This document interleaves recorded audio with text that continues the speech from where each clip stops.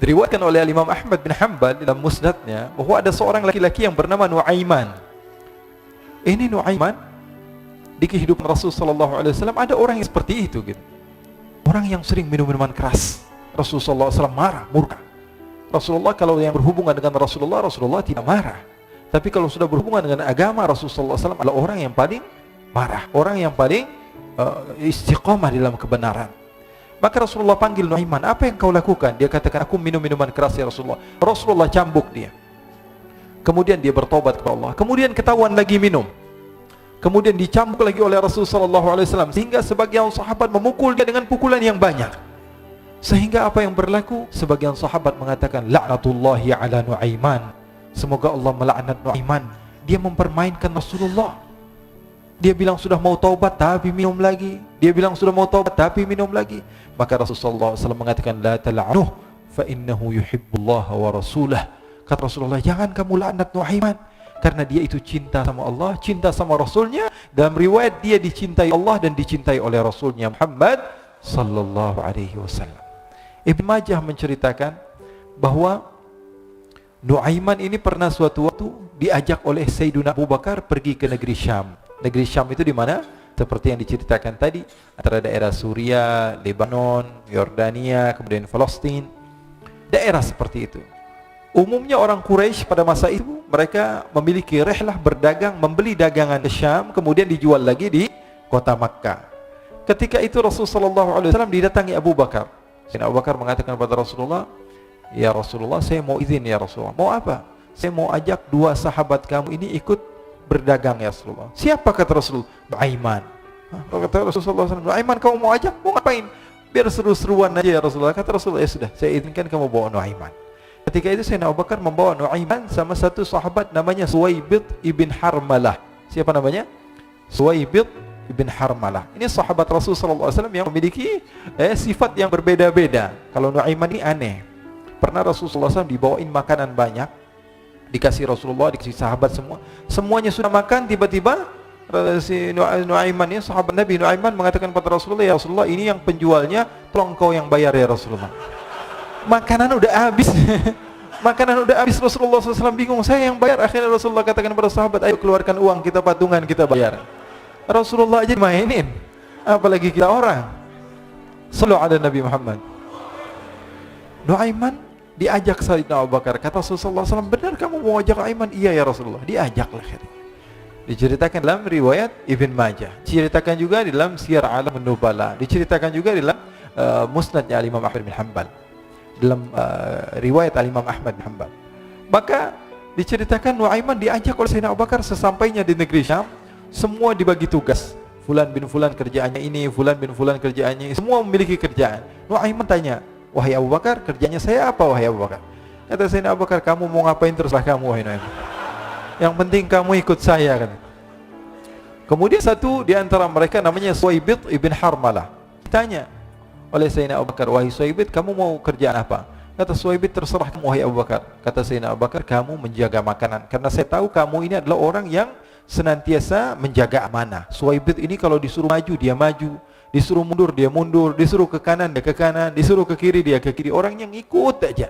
Kalau Nuaiman beda, disuruh maju dia ke belakang, kasih sen kanan ke kiri belok. Nuaiman itu orang yang berbeda. Maka Suwaibid mendapatkan tugas, semua mendapatkan tugas kecuali Nuaiman. Sehingga ikhwani, apa yang berlaku, apa yang terjadi? Sayyidina Abu Bakar pergi sibuk dengan kesibukannya, sehingga datanglah waktu siang. Nuaiman sudah lapar. Nuaiman cari makanan. Dia nggak punya uang, diajak Sayyidina Abu Bakar tapi tidak diberikan uang. Sehingga dia cari-cari makanan, dia tahu Suwaibid yang jaga makanan, dikatakan, wahai Suwaibid, saya mau makan, berikan kepada saya satu roti saja. Yang terpenting apa? Saya makan sekarang, saya sudah lapar. Kata Suwaibid, ya Allah Nuaiman, kita tunggu Abu Bakar saja sehingga dia datang, karena ini amanat. Amanat dari Abu Bakar, saya tidak boleh berikan pada siapapun kecuali atas izin Abu Bakar. Kata Nuaiman, kasih saya makanan, kalau tidak saya bikin masalah sama kamu. Merah wajahnya Suwaibid, karena dia tahu, jangankan saya Rasulullah jadi mainin. Bingung, apa yang harus saya lakukan? Akhirnya Nuaiman bilang, gampangannya aja, kata Nuaiman, kamu kasih saya makanan, atau kalau tidak saya bikin masalah sama kamu. Bingung Suhaib, pikir panjang. Setelah itu dia katakan, ya sudah Nuaiman, saya tetap mau jaga amanah Abu Bakar karena saya takut ini adalah perintahnya Allah, perintahnya Rasulullah sallallahu alaihi wasallam, dan perintah daripada Abu Bakar sahabatnya Nabi. Kata Nuaiman, kalau memang begitu kamu maunya, ya sudah, berarti kamu ngajakin berantem sama saya. Nuaiman pergi ke pasar. Dia cari-cari tempat penjualan hamba sahaya. Dia lihat-lihat beberapa hamba sahaya. Ini berapa harganya? Ini katanya 10 qalanis. Ini berapa? Ini harganya, hitungan orang zaman dahulu kita sih hitung seperti dirham, berapa ratus dirham gitu, 200 dirham. Yang ini berapa? 300 dirham. Yang ini berapa harga hamba saya? 300 dirham. Harganya antara 300, 200 sampai 100. Kemudian Nuaiman mengatakan kepada penjual hamba sahaya tersebut, saya punya juga hamba saya, tapi saya jual cuma 20 dirham saja, murah. Katanya, apa benar ada hamba saya harganya segitu? Iya, karena dia punya aib, ada kekurangan. Apa? Nanti kalau kalian tangkap, dia bakalan teriak, saya ini bukan hamba sahaya tapi orang merdeka. Akhirnya semua orang berkumpul mau beli. Ini Nuaiman sama Nuaiman diajak ke Suhaib bin Harmalah tadi. Kata Nuaiman, itu ada orang yang berdiri sedang menjaga makanan, itu hamba sahaya saya, tangkap saja. Oh baik. Diberikan uang 20 dirham, dimasukkan oleh Nuaiman ke kantongnya, kemudian Suhaib ditangkap. Ketika ditangkap, Suhaib teriak, saya bukan hamba saya orang merdeka. Maka orang-orang tersebut mengatakan, saya sudah tahu kekurangan kamu. Ini memang kekurangan kamu, memang kamu, tapi saya tidak perlu dengan budget kamu, yang penting kerjanya kamu. Ya kan hamba sahaya untuk apa? Untuk kerja, mau dia ngomong apa, mau ngomel terserah, yang penting dia mau kerja. Akhirnya ditangkaplah Suhaib dan dijual di pasar. Nuaiman punya uang banyak ini. Dia beli makanan, dia beli minuman, dia beli hadiah buat Rasulullah. Dia beli macam-macam di negeri Syam ini. Waktu itu adalah superpower, adidaya Romawi. Pada masa itu semua barang mahal, tapi Nuaiman banyak uangnya. Dia belanja ini, belanja itu, sehingga Sayyidina Abu Bakar pun pulang. Ketika Sayyidina Abu Bakar pulang, Sayyidina Abu Bakar cari, mana ini Suhaib? Kita semua sudah lapar. Kata Nuaiman dengan mudahnya dia mengatakan, sudah saya jual wahai Abu Bakar. Maka Sayyidina Abu Bakar bertanya, apa yang kau lakukan wahai Nuaiman? Diceritakan oleh Nuaiman dengan jujur. Nuaiman ini orangnya apa adanya, tapi nyusahin. Saya jual. Akhirnya dibawa oleh Nuaiman, Sayyidina Abu Bakar pergi ke mana? Ke pasar, lalu dibeli lagi oleh Sayyidina Abu Bakar As-Siddiq. Suhaib yang tadinya orang merdeka menjadi hamba sahaya sebentar, kemudian dibeli lagi oleh Sayyidina Abu Bakar. Pulang ke Madinah, kisah ini diceritakan di hadapan Rasul sallallahu alaihi wasallam. Maka perawi mengatakan, fadhahikan nabiyyu hatta badat nawajiduhu.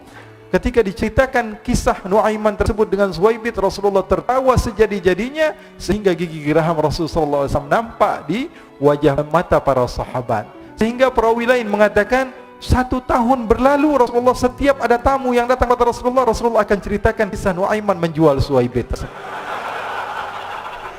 Jadi ada ikhwani, jangan kalian kira Rasul sallallahu alaihi wasallam itu hidup di satu masa sahabat-sahabatnya itu seperti ustaz-ustaz yang khusyuk, yang kayak Habib bin Ais ini banyak.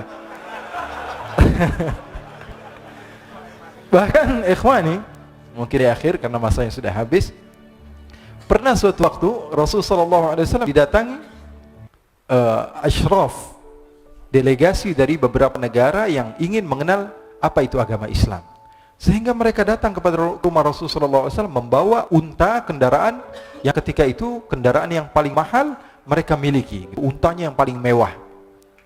Diikat di depan rumah Rasul sallallahu alaihi wasallam. Tamunya pun masuk, duduk bersama Rasul sallallahu alaihi wasallam. Di depan rumah Rasul sallallahu alaihi wasallam ada beberapa sahabat. Ada Sayyiduna Hamzah, kalian tahu Sayyidina Hamzah adalah orang yang pemberani. Ada Sayyiduna Umar, kalian tahu Sayyidina Umar adalah orang yang pemberani. Ada Sayyiduna Ali bin Abi Thalib, ada Sayyiduna Sa'ad bin Abi Waqqas. 4 sahabat ini lagi nongkrong gitu depan rumahnya Rasul sallallahu alaihi wasallam, berjaga sebelum Allah Subhanahu wa taala turunkan ayat wallahu ya'simuka minan nas. Ketika mereka sedang asyik duduk, tiba-tiba Nuaiman datang. Ini Nuaiman kalau datang pasti bikin sesuatu yang aneh. Bahkan dikatakan tidaklah Rasulullah SAW dalam keadaan bersedih, kecuali Nuaiman datang Rasulullah akan tersenyum. Jadi sebagian sahabat itu senang kalau sudah Nuaiman datang, pasti Rasulullah bahagia. Tapi ketika itu Nuaiman datang, ingin duduk bareng-bareng Sayyidina Hamzah. Sayyidina Hamzah katakan kepada Nuaiman, bercanda begitu. Nuaiman, kamu lihat unta orang datang dari luar Arab ini. Lihat, kata Nuaiman, ini besar banget ini, badannya besar gitu. Dagingnya pasti banyak. Iya nih, kalau kita sate enak nih ntar malam. Kata Nuaiman.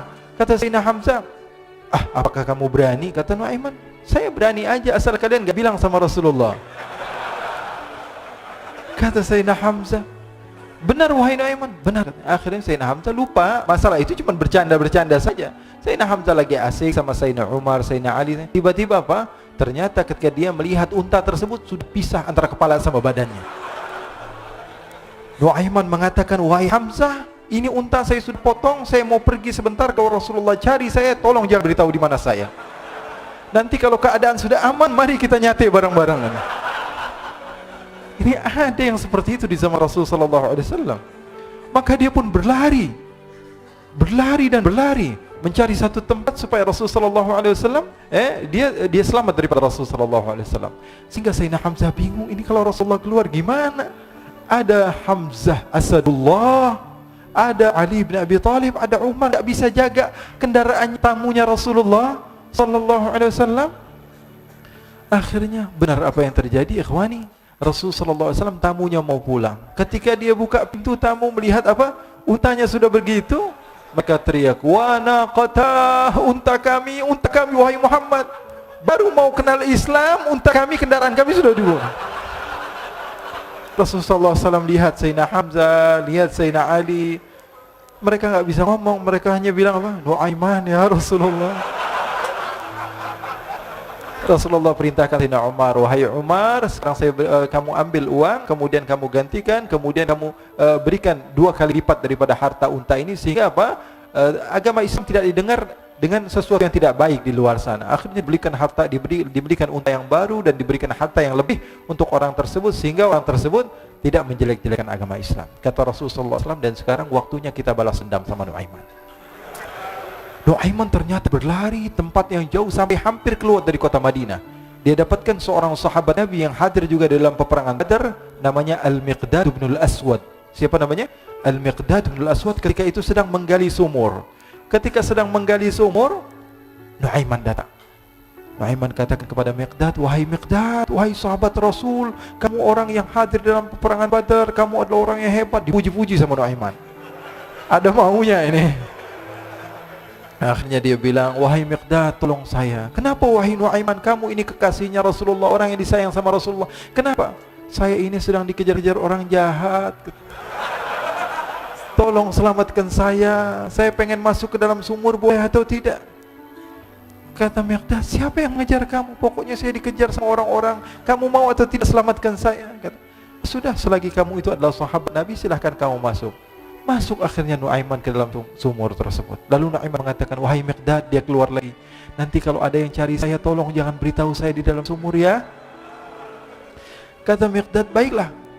Kata Nuaiman, siapapun yang bertanya tentang saya, kamu tidak akan kasih tahu. Iya, kata. Walaupun Rasulullah yang tanya saya. Katanya, mungkin Rasulullah datang ke tempat sejauh ini. Iya, walaupun Rasulullah. Akhirnya masuk Nuaiman. Setelah beberapa menit, Rasulullah dan rombongan benar datang. Miqdad bingung ini. Ini kenapa Rasulullah datang ke RW kami nih? Ada apa ini Rasulullah sampai sejauh ini? Ditanya, ya Rasulullah, ada apa ya Rasulullah? Kata Rasulullah, saya cari Nuaiman. Di mana Nuaiman? Innalillah, kata Miqdad. Enggak dijawab ini Rasulullah. Kalau dijawab saya ingkar janji. Akhirnya apa dia katakan? Wahai Rasulullah, mata saya tidak memandang kepada Nuaiman, tapi tangannya nunjuk ke dalam sumur. Sahabat. Apa dia bilang? Mata saya tidak melihat kepada Nuaiman, tapi tangannya nunjuk ke sumur. Akhirnya dibuka sama Rasulullah, Nuaiman muncul. Kata Rasulullah, Nuaiman, kamu bikin malu saya, wahai Nuaiman. Ya Rasulullah, yang bersalah bukan saya, tapi orang yang mencari saya bersama kamu ya Rasulullah. Akhirnya Rasulullah nengok, siapa? Ternyata Nuaiman sudah lari kabur. Sallu ala Nabi Muhammad. Kisah-kisah seperti ini sebenarnya banyak sekali ya. Ini menunjukkan kepada kita bahwa kehidupan Rasulullah itu begitu indah. Rasulullah SAW, kalau kamu mau menjadi orang yang baik, contoh Rasulullah. Mau menjadi bapak yang baik, contoh Rasulullah. Mau menjadi pemimpin peperangan yang baik, Rasulullah. Mau menjadi murid yang terbaik, contoh Rasulullah. Bagaimana akhlak Rasulullah. Mau menjadi suami yang baik, contoh Rasulullah. Dalam segala hal, apapun itu Rasulullah SAW adalah makhluk yang paling terbaik.